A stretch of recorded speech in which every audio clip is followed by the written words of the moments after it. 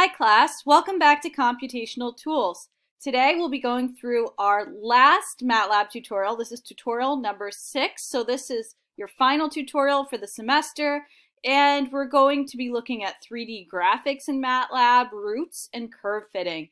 So this is going to be your one and only tutorial in MLX format, so that's MATLAB live script. You should be fairly familiar with it at this point from your quizzes, since it's the same format as your quizzes. So let's just begin by saving our tutorial.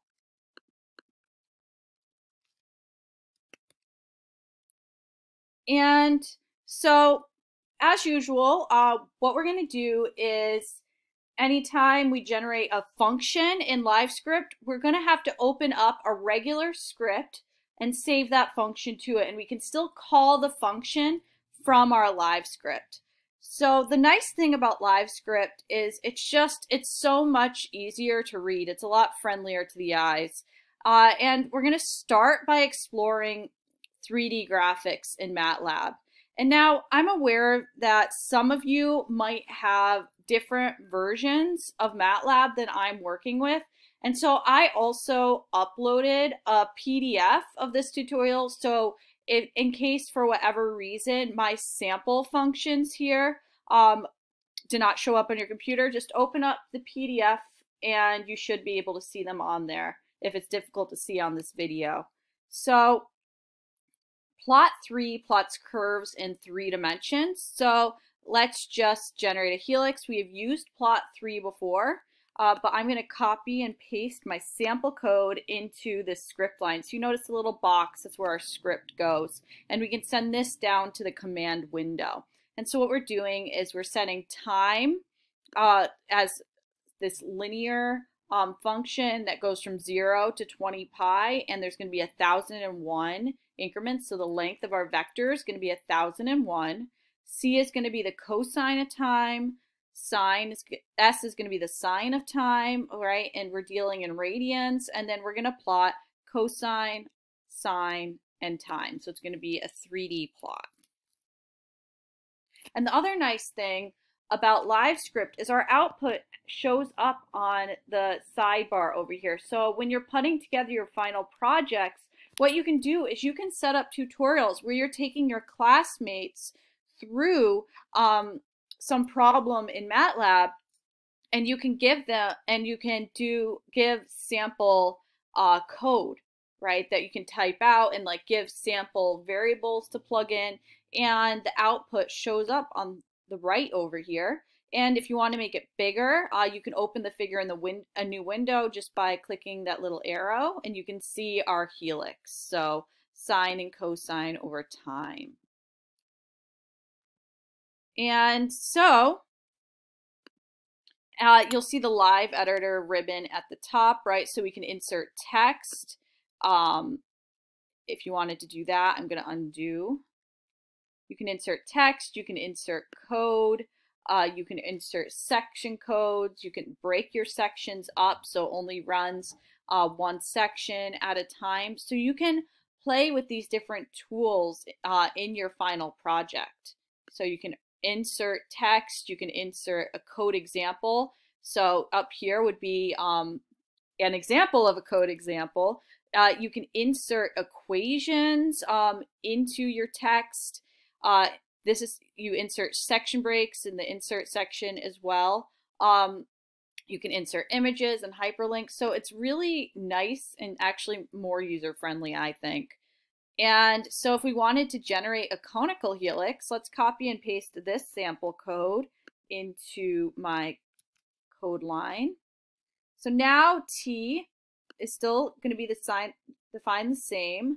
Cosine and sine are going to be defined the same. The only thing that we're changing here is we're multiplying each element of our vector T by cosine, and likewise with sine. So let's run this. So I really didn't even need to write these first 3 lines of code. I just needed to write this new plot 3 line. And so see, we've generated a conical helix. There's also an easy plot 3 function. It generates the curve x as a function of time, y as a function of time, and z as a function of time for t going from 0 to 2 pi. So let's try EasyPlot.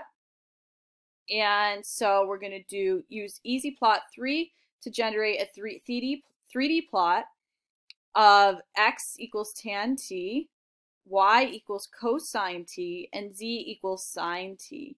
All right, so hint, the domain of t can be changed specifying the min and max. Okay, so let's try it. So we are going to have for t equals 0 to 20 pi, so we can use our same t as up above, and we're going to have tangent t, cosine t, sine t,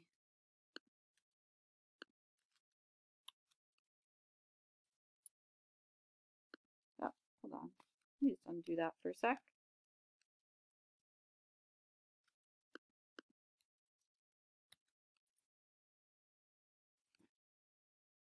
There we go. Sorry about that. So the syntax is a little odd, right? So the functions are in quotes here because we're calling on the tan, cosine, and sine. So you can see what that looks like in the image below, image to the right. And MATLAB also plots surfaces. So z is a function of x and y in 3 dimensions with the hidden surfaces removed. So first, the underlying mesh must be created. The easiest way is to use the function mesh grid. This combines a discretization of the x-axis, so x from some initial value to some final value, and the same for the y in the xy plane. The function f can then be evaluated in these mesh modes. So let's copy and paste our example here. And x is going to go from -3 to 3, and we're going to have 61 elements. Y is going to go from -2 to 2. And so then we're going to create our mesh grid. So you notice how we're defining capital X and capital Y as mesh grid of X and Y, because you don't want to overwrite your X and Y. You want to use the remember, MATLAB reads capital letters differently than it reads lowercase letters. So they're technically 2 different variables. So then F is going to be the sum of our x and y times the exponential, so e to the power of -x times x minus 2y times y. So we're just generating a mesh grid.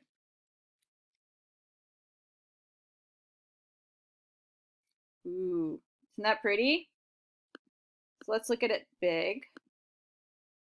And the great thing about this is you can click and drag and you can look at the 3D figure you just generated. And the other cool thing is that not only are you looking at this in 3 space, but MATLAB also assigns these reddish tones to the highest Z court values and these purplish tones to the lowest Z values, just to make it even clearer. So negative is purple, the positive is this red yellow, and we can move it around. And you can see that it has this mesh grid showing the surface of the plot. So now let's try it again, but instead of using mesh, let us use surface function.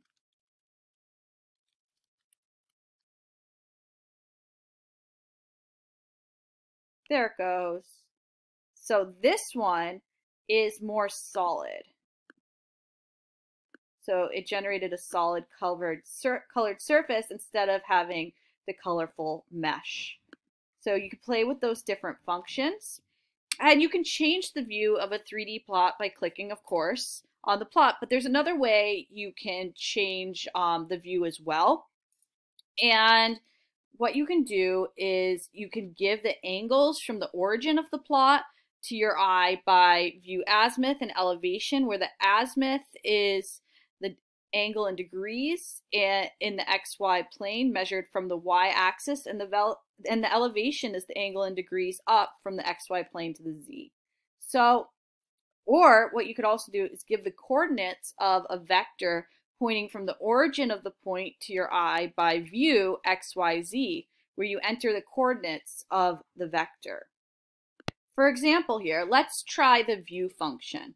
So type out view, open parenthesis, and then we have a square bracket. And inside the brackets, you want to put your azimuth and your elevation. So this will apply to our most recent 3D plot. So say we want to do 90 and 30, for example. If you do Command Enter. So you can see it gives us that view. So play around with the coordinates a little bit, with the azimuth view and the elevation, but then also try out the coordinates so you can view X, Y, Z. So say we do view, I'm just going to make up some coordinates, 10, 10, 50.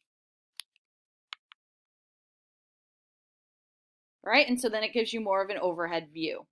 And you can see that the X and Y axes are viewed equivalently. Now let's try the following to show contour plots of the surface. So let's do contour.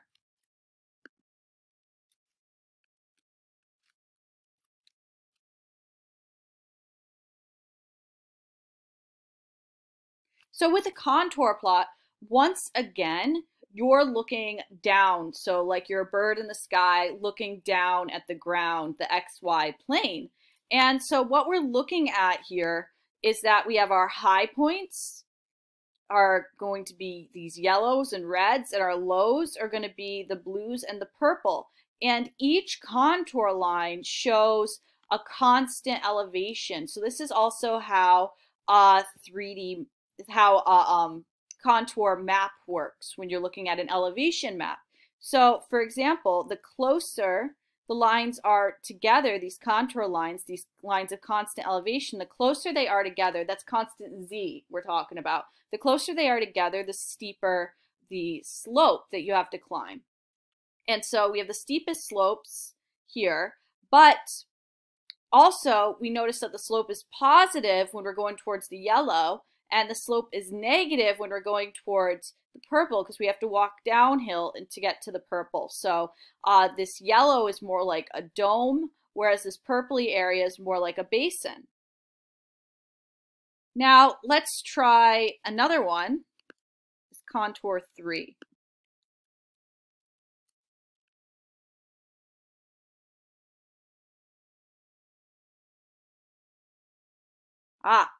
So for here, you're looking at contour plots of the surface in 3 dimensions.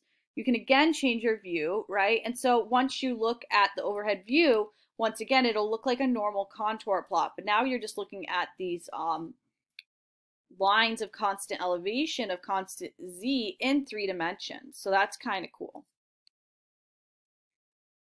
And so the way you label these contour lines are, so you have your C and H is going to be contour X, Y, F, and then you have your contour labels C and H. So let's see if we can label this.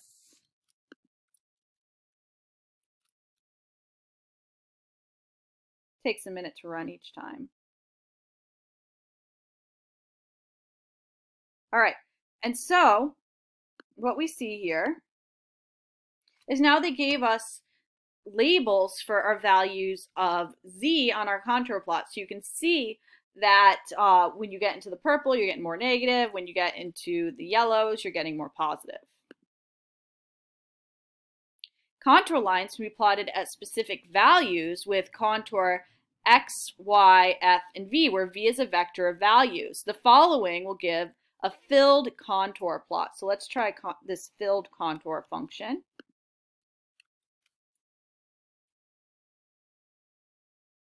And you notice it takes a little while to run through each time. So the more sections you break this into, it'll only run your section. So look how pretty, right? So now we have a filled contour function, a filled contour plot. And so if you do not want to bother with generating the mesh explicitly, you can generate easy plots by easy contour. or easy contour 3, or easy mesh, or easy surface. So play with all these different functions if you're interested in it. You can use 3D graphics in your final project. And the thing is, we can also plot a surface in polar coordinates. So for example, looking at polar coordinates where we have which would be a function of radius and theta, which hopefully you're a little more familiar with now after your little phaser animation activity in the last tutorial. And we're going to have our function be r plus e to the 2r sine 2 theta over 1.2 minus r cosine 3 theta for r is less than or equal to 1. So right, this is only a function of r and theta, so we have two variables here. And so let's make a little, let's use our anonymous function. So we're going to create a function handle here, and we're going to call it f. And f is going to be a function of r and theta. We have our expression, and our expression is continuing on to 2 lines because there's not a lot of space here. And then r, we're going to set the limits on r going from 0 to 2 pi, and it's going to be 51 elements long. And for theta, we're going to go from 0 to 2 pi. And we want to set up our grid, and we are going to generate a surface plot.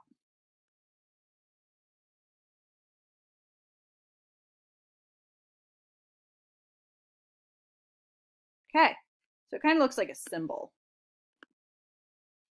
All right, so that is the plot of that function. So play with it, get what's going on, these different places. The function pol2car transforms the polar coordinates into Cartesian coordinates. So when we're plotting this polar function in still Cartesian 3 space and Cartesian coordinates. And so here's just a brief summary of 3D graphics for you to peruse, so for different commands to use. And MATLAB also includes numerous pre-installed demos. So I'm going to let you go ahead and explore the demos that are included in MATLAB. So take your time with that, and you can play with those a little bit as well. So looking at now roots in engineering and science.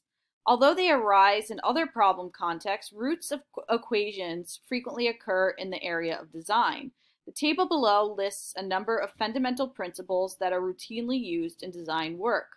Mathematical equations or models derived from these principles are employed to predict dependent variables as a function of independent variables, forcing functions and parameters. Note that in each case, the dependent variables reflect the state of performance of the system, whereas the parameters represent its properties or composition. So just going through these different principles in physics and engineering. Okay, there's a nice summary there for you.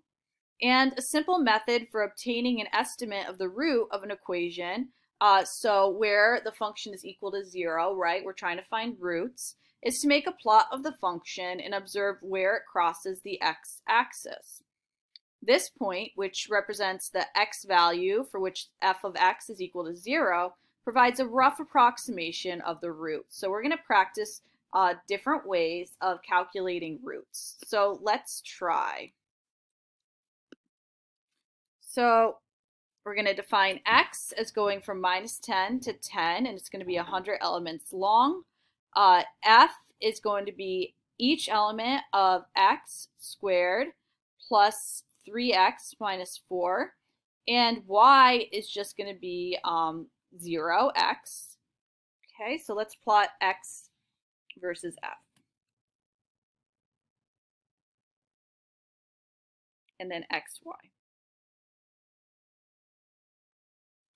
Okay, so what we're looking at here is we're trying to eyeball where our roots are. So we have our function, and then we have y equals 0 for all our x's. And so you can see where x crosses y equals 0. So where it crosses the x-axis. Okay, you can just hover and see what the values are. Okay, so here we can tell this has 2 roots in our domain. So in this case, minus 10 is the lower bound and 10 is the upper bound. Okay, so we're setting up a function to go through and find these roots iteratively, even though we can just look at the plot and eyeball them, but that's not, this way it will just compute it for us pretty quickly. So our lower bound, we're gonna start by just truncating. So we're gonna set upper and lower bound. So let's call our lower bound minus 10 and our upper bound 10, since x is going from minus 10 to 10. And so we could just do good old-fashioned trial and error to come up with the root, but let's try an incremental search technique, which is quite a bit more sophisticated.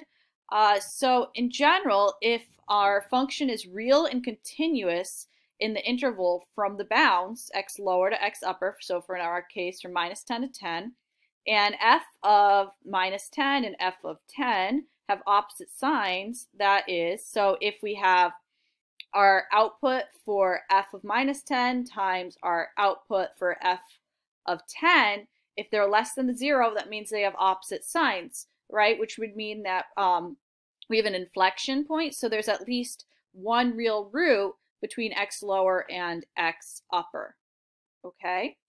So incremental search methods capitalize on this observation by locating an interval where the function changes sign. A potential problem with an incremental search is the choice of the increment length. If the length is too small, the search can be very time-consuming. On the other hand, if the length is too great, there's a possibility that closely spaced roots might be missed. The problem is compounded by the possible existence of multiple roots.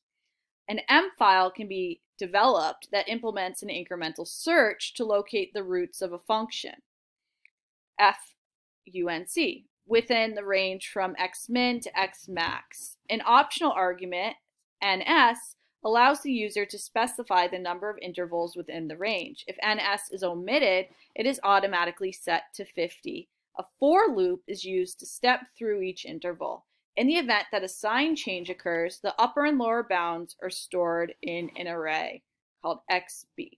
So we're going to create an M file for incremental search. So here's the thing, if you just hit plus here, it's going to create a new live script. So what we want to do is new new script. Okay, so we just have a normal script.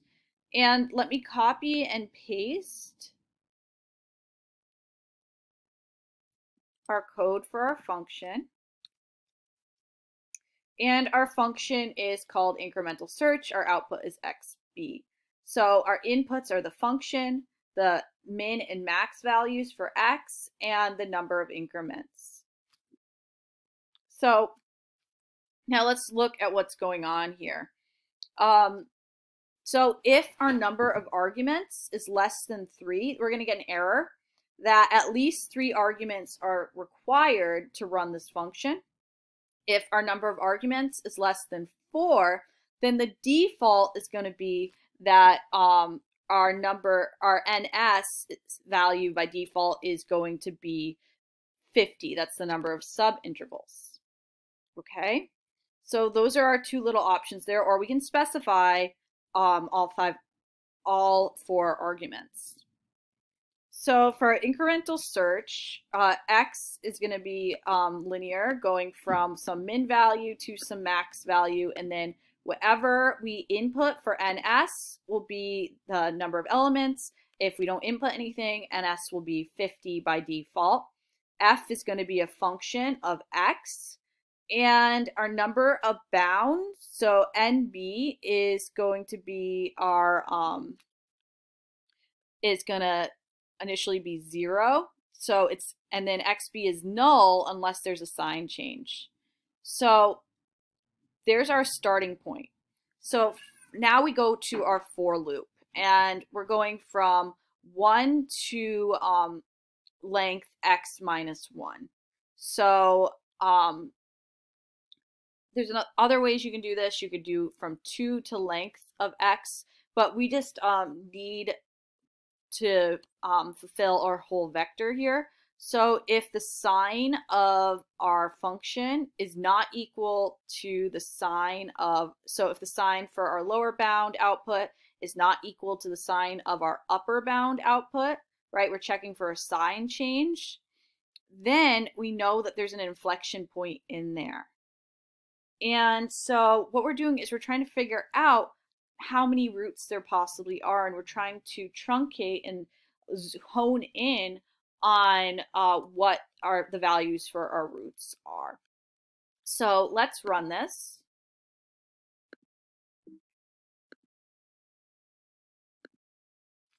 And we're going to use incremental search to identify brackets within the interval 3 to 6 for this function.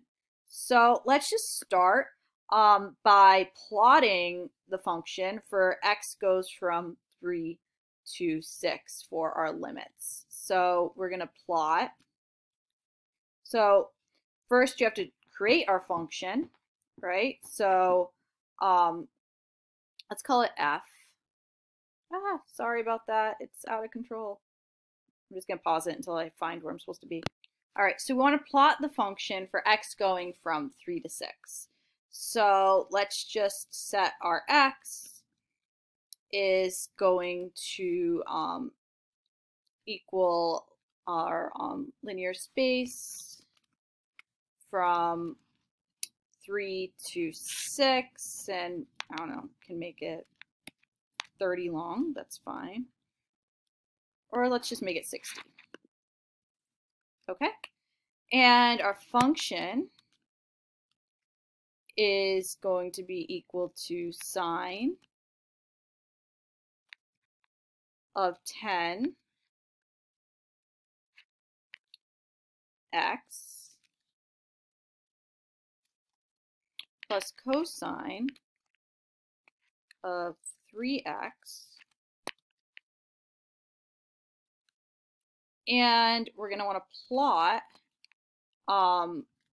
x, so f versus x.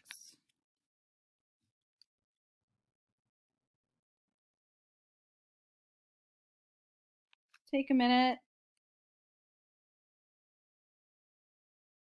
All right, so we could try to eyeball how many roots we think this function has, and we can also, if we wanted to define y as, once again, equal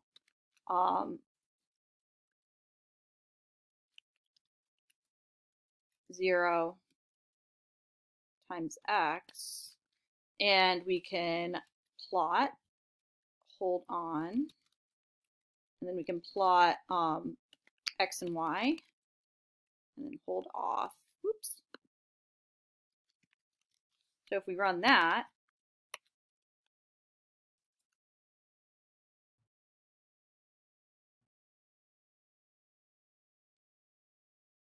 okay, so then it's a little easier to see the number of roots.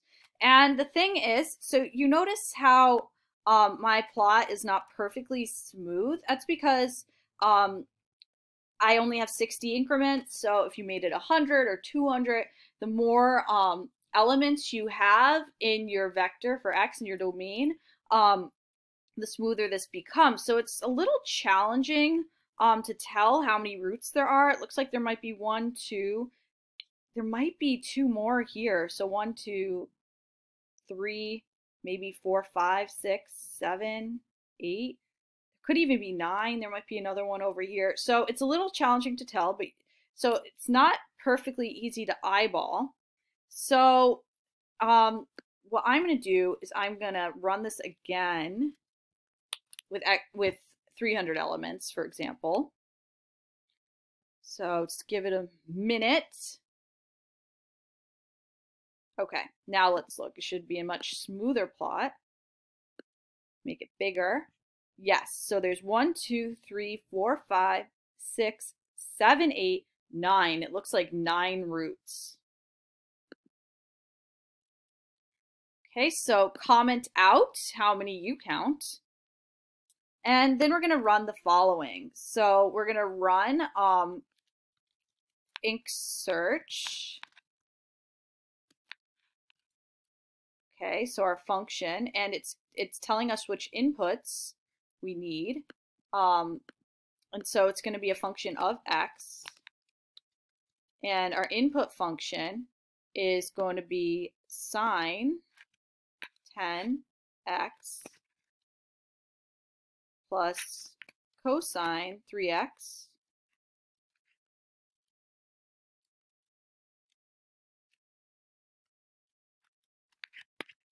and we are going to go from 3 to 6.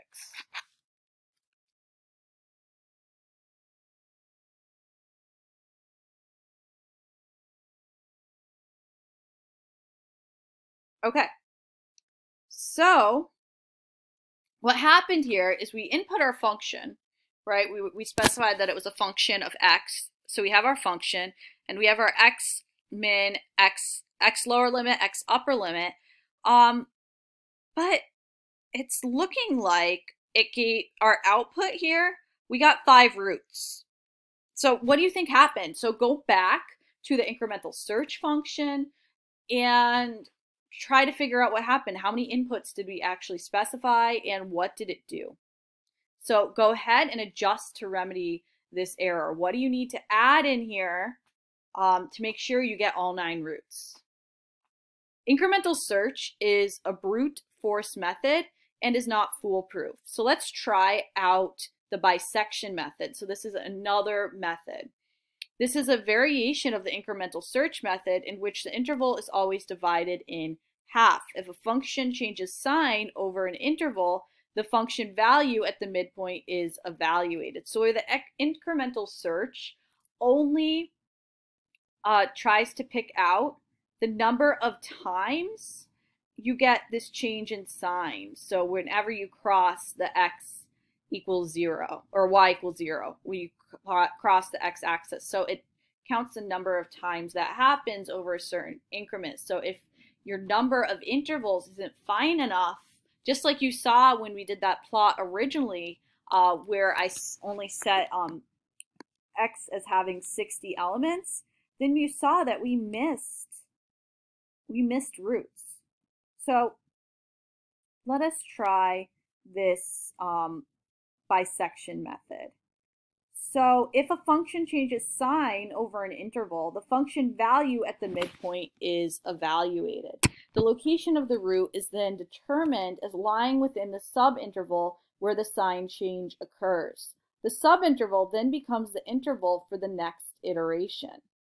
The process is repeated until the root is known to the required precision. So here's a graphical depiction below. So we start with our lower limit and upper limits set for x, and it decides that, okay, looking at this, here's our lower limit, here's our upper limit. We crossed y equals 0 once, so we changed sign once there, so there's a root somewhere in the middle.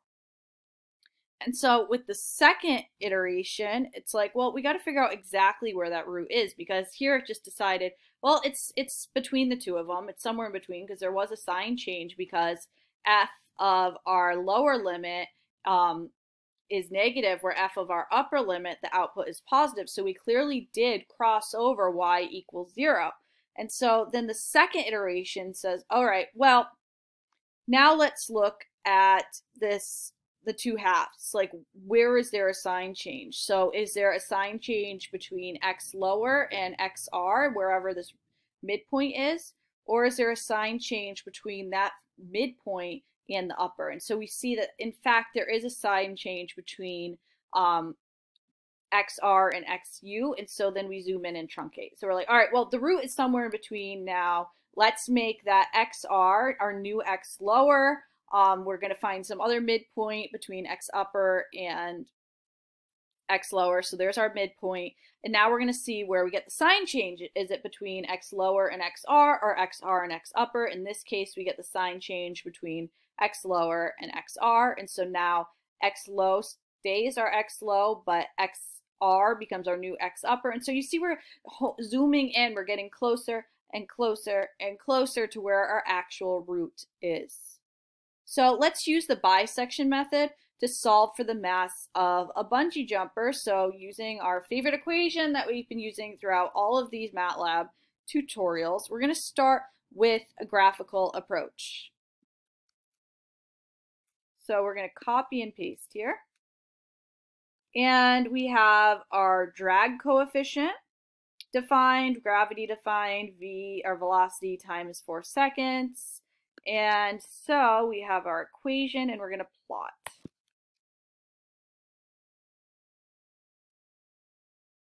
So as you can see, it's taken longer and longer to run. All right, so looking at this, what we're looking at is a plot of MP, which is linear space going from 50 to 200. We're trying to figure out what the mass of our bungee jumper is for the given inputs. And so really we're trying to solve for mass of bungee jumper. In order to do that, we have to figure out where FP is 0. Okay, and so we can sort of determine what the mass might be by eyeball. But now let's try to use the bisection method. So the first step is to guess two values of the unknown in the present problem mass. That gives values for a function of mass with different signs. From the graphical solution, we can see that the function changes sign somewhere between 50 and 200. Right? Yeah, changes sign somewhere in there. So that would just be pretty conservative. We can hone in even closer if we wanted to. We could do a better initial guess, right? We can say, well, it changes sign somewhere between 140 and 150. So that would take a little less time, a little less computational power to figure that out. But for illustrative purposes, let's assume we don't have the benefit of a plot and just made conservative guesses. So therefore, the initial estimate of the root x lies in the midpoint of the interval. So going from 50 to 200, so the midpoint is 125. So our initial guess at the root is 125, smack in the middle. So then we got to look and see, okay, well, we know we could actually, let's just look at the exact value of the root for a minute. The exact value is 142.7376 kilograms. So let's look at how off our initial guess at the root is. So in order to do that, you take the actual minus what you got and divide by actual. Okay, multiply by 100% and we get it's 12.43% off. That's the relative error. Next, we compute the product of the function value at the lower bound. So at the lower bound, we look at the output of the function taken at 50 and at 125. So there we get two negatives. So that's a positive when you multiply them together. And so we know the root is not between the lower bound and the midpoint. So then so if you looked at the output of the upper bound and the midpoint, if you multiply those together, then you get a negative because they have different signs. So that's where they cross y equals 0. And so now we truncate based on our midpoint in the upper. So we get, we're trying to hone in and we get 162. Well, we're off by a little more, but we're truncating now. And so then we keep going through that process and we try to figure out where the sign change occurs. And so we keep iterating and iterating and iterating till we eventually get pretty close to our root. All right, and then this will keep going until you get within a certain error. So we can set the error in our bisect function. So let's generate the bisect function. So I'm going to copy and paste this into a new script.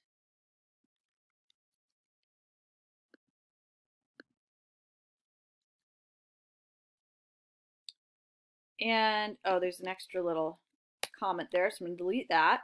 So it's bisect. We have 1, 2, 3, 4, 5, 6 inputs here. And so we're just trying to figure out what the root is in this case. And our inputs are the name of the function, the x lower, x upper, the desired relative error. So the default here, if you don't include it, is going to be 0.0001%. the max allowable iterations, so that's going to be 50. So whenever you're setting up these functions, the inputs that are absolutely necessary, you want to list first. And then the ones that if you end up making any optional, you want to list those later. And then P1 and P2 are additional parameters used by the function. So output is going to be the root, which is the real root, the function value at the root, the approximate relative error in percent. So notice that the output is going to be in percent, and the number of iterations taken. So if the number of input arguments is less than 3, you're going to get an error. And so otherwise, it'll just proceed with the defaults. And so you're just going through these tests that we've been going through, and it shows you number of arguments. So these are the defaults. If it's less than 4, the relative error is going to be 0.0001%. If you have less than 5 arguments, it's going to give you 50 maximum iterations, and so on. And so this is just going through and calculating the midpoint, and then figuring out where the sign change occurs in the function. So run this. Okay, now let's go back to our live script. Oh no, it's running away. Hold on, let me capture it. Okay, so let's use bisect to solve for the mass of the bungee jumper. So I'm going to copy and paste this line of code below.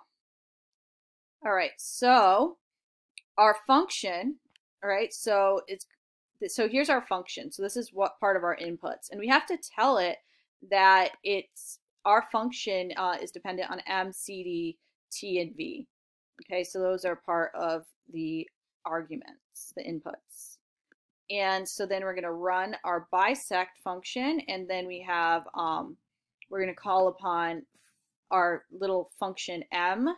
Okay, we're giving it a drag coefficient, and we're giving it additional values, 4 and 36 for inputs, and we're giving it we're looking for M, we're giving it our drag coefficient, and T is time, and V is 36. And then we are going to set 40 and 200. So if you wanted to look at what those were, once again, you go to your bisect. So upper and lower limits is what we set. Okay, so lower bound is 40, upper is 200. So let's run that.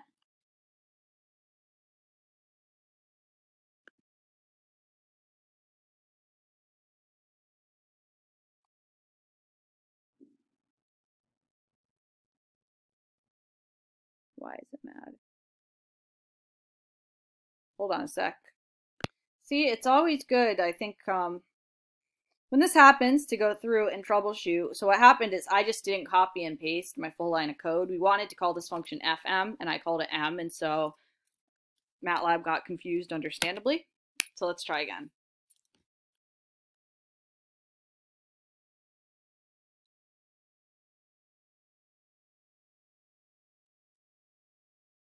All right, and so it gives us our mass, it gives us our error, and so our error is going to be 5.345 times 10 to the minus 5%, and it took 21 iterations to get there.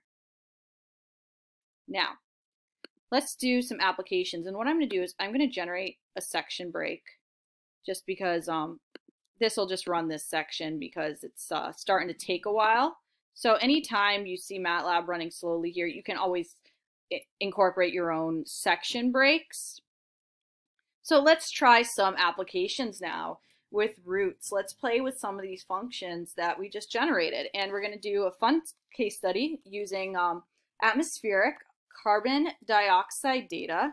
So it is well documented it is well documented that the atmospheric levels of several greenhouse gases have been increasing over the past 50 years, or, well, more.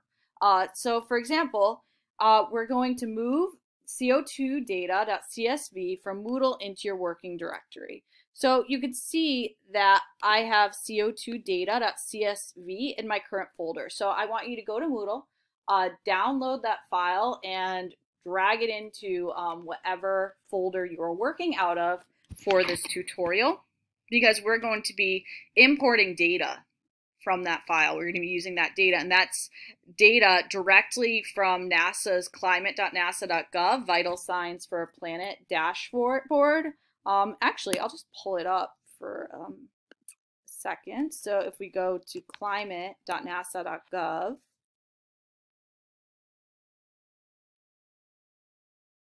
all right, you can see current carbon dioxide concentration in the atmosphere as of today, which is April 13th. Oh, wow.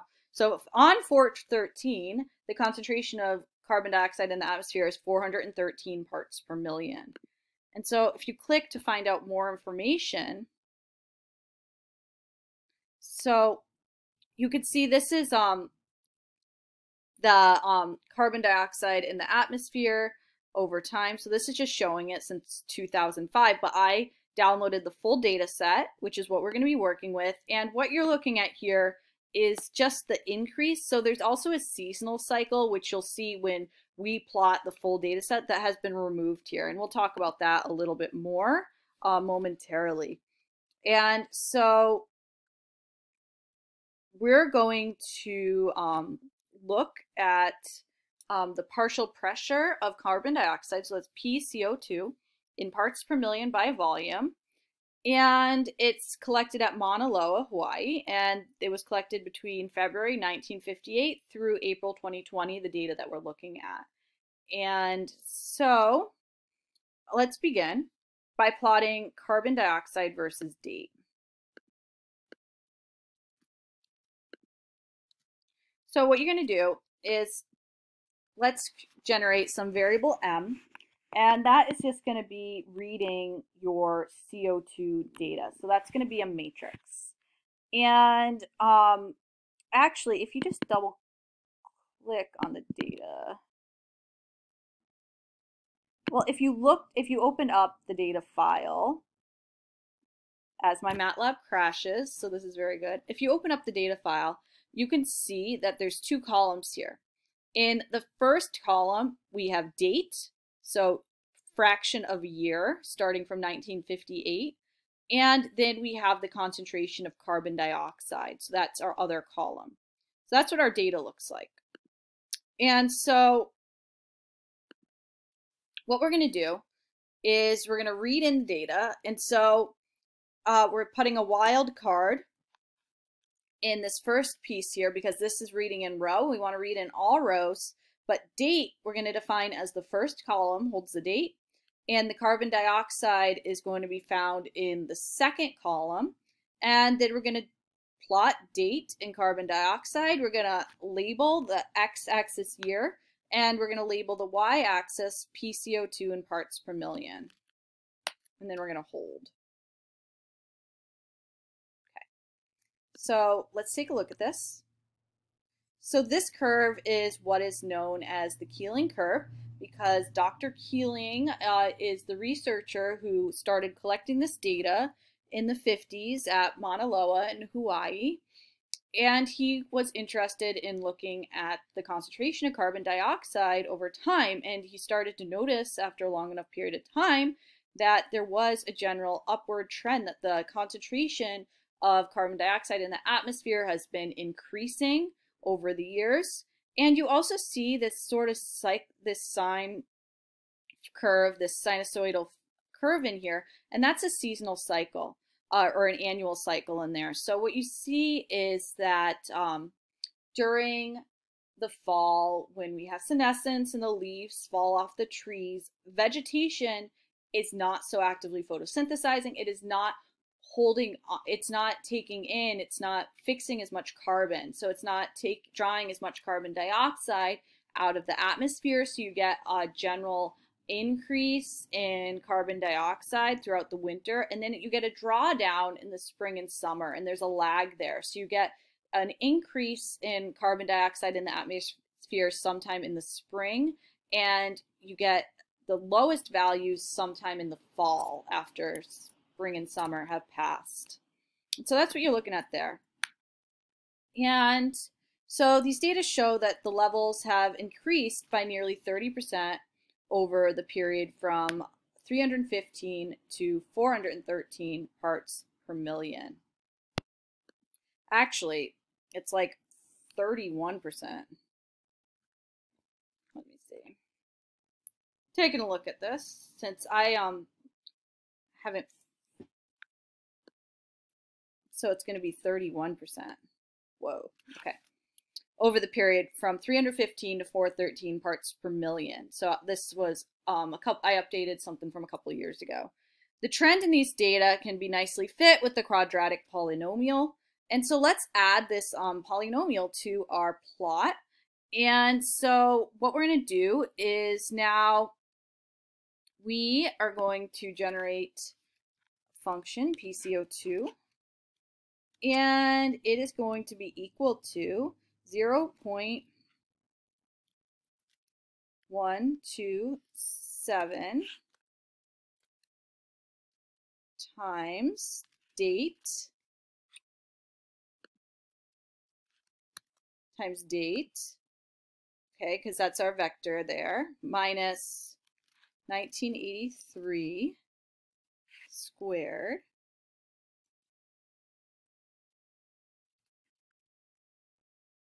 plus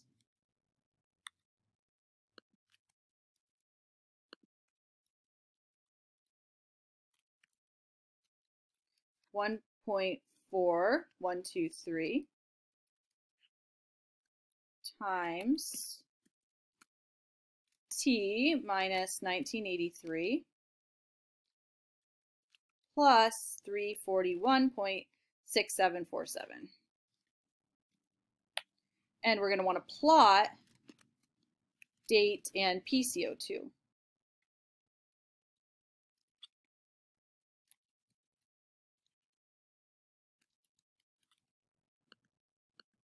Make sure everything is formatted the same.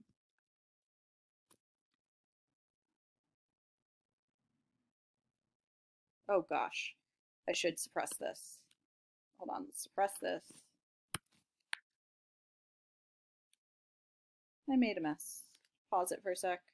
Let's go through these lines one more time because I realized that I accidentally typed date in the second time as t, which is clearly not going to plot properly. And so we have our equation in here. We're multiplying each element of the vector. So we have the dot in here, and we're raising each element to the power as well. So date is what we're calling upon. And we're going to plot PCO2 versus date. We're going to add it to our initial plot. That's why that hold on is above. And then we're going to finish. So we'll put our hold off in. So let's look. Okay, and so that is showing the general trend for our CO2.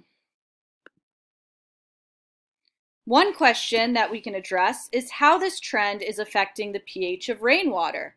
Outside of urban and industrial areas, it is well documented that carbon dioxide is the primary determinant of the pH of rain. pH is the measure of the hydrogen ion activity and therefore its acidity or alkalinity. For dilute aqueous solutions, it can be computed as follows. So pH is defined as minus the log base 10 of a hydrogen ion activity, or the molar concentration of hydrogen ions. So we're going to look at 5 equilibrium equations, where K are the equilibrium coefficients. And so for the first one, we have the concentration of hydrogen, so that's the pH. That can be found if you know the pH. We have HCO3, and we're dividing it by Henry's constant times the concentration of carbon dioxide. And you can read through the K2 and the KW, and then our definition of total inorganic carbon is defined as followed. So what we want to do ultimately is we have a series of 5 unknowns. So the total inorganic carbon is unknown. The equilibrium coefficients are unknown. And so what we have to do is we are trying to solve, we want to compute the pH of rainwater. Okay, and so we're given, here's Henry's constant, and we're given some equilibrium coefficients, and what we want to do is solve for the pH of rainwater. And so we're trying to find the roots. And so we know with certainty that the pH of rain in pristine areas always falls between 2 and 12. We also know that pH can only be measured to 2 places of decimal precision. So there are a variety of ways to solve this system of 5 equations. One way is to eliminate unknowns, but by combining them to produce a single function that only depends on H+, which we can get from the pH. So in the first one, we're just rearranging. So we're looking at the equations above. We're given values for our coefficients, and we are rearranging to solve for unknowns. So we're expressing scrolling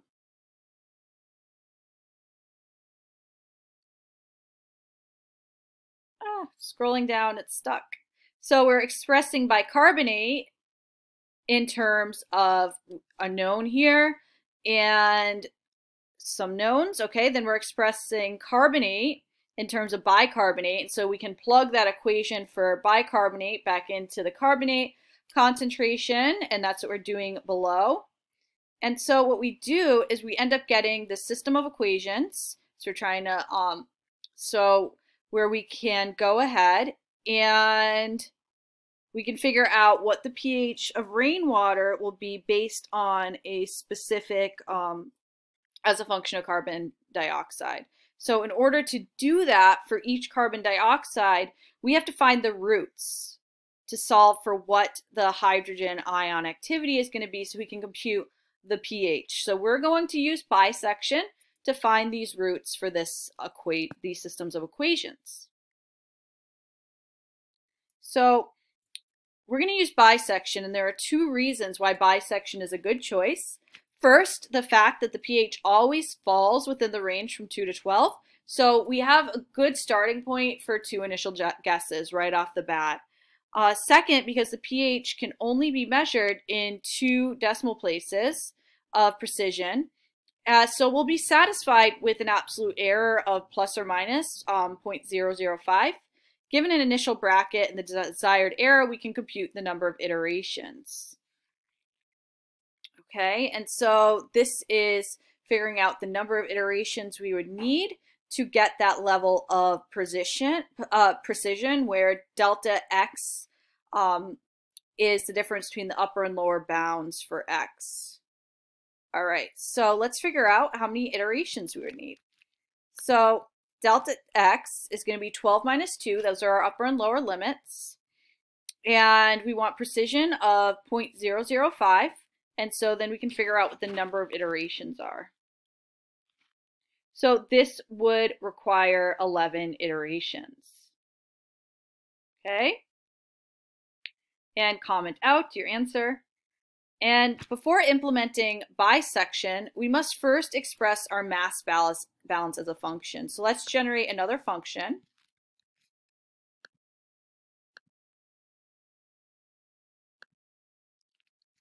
And we're going to call this FPH.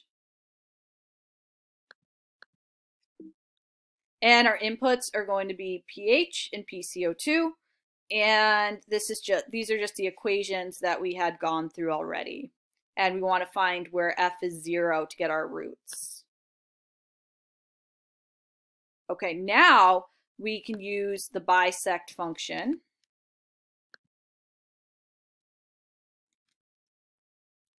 All right, and so we can call upon our FPH. And we started in 1958 with a carbon dioxide concentration of 315 parts per million in the atmosphere. And we're going to need 11 iterations.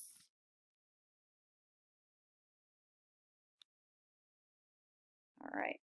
And so then as output, it gives us our pH. So 5.6 for rainwater. And then also report the relative error and make sure to note whether or not that is in percent. Okay, so what is that? So what do you get for the 1958 water pH after setting max iterations up to 50? So try that on your own. And then we're going to go through it again for 2020. And the concentration of carbon dioxide currently is 413. So we put that in and we figure out what the pH is. And then we want to find the percent drop. So the relative percent drop in pH. So comparing that.